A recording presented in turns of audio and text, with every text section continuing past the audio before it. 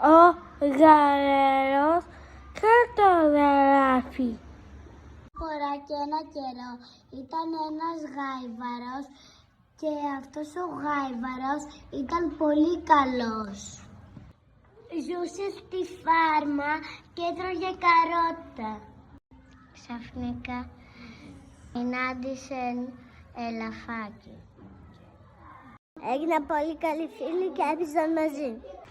Μια νύχτα του καλοκαιριού μαλώσανε και ο γάιβαρος είχε ένα γυριστό κολάρο και το ήθελε και το ελάφι. Άρχισαν να αρπάζουν το κολάρο ο ένας από τον άλλο και να λένε άσχημα λόγια.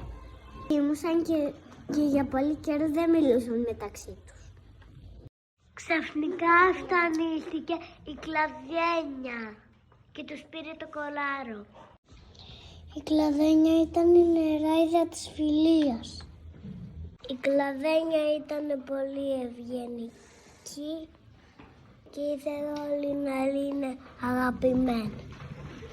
Η κλαδένια τους πήρε το κολάρο γιατί έπρεπε να μην μαλώνουν.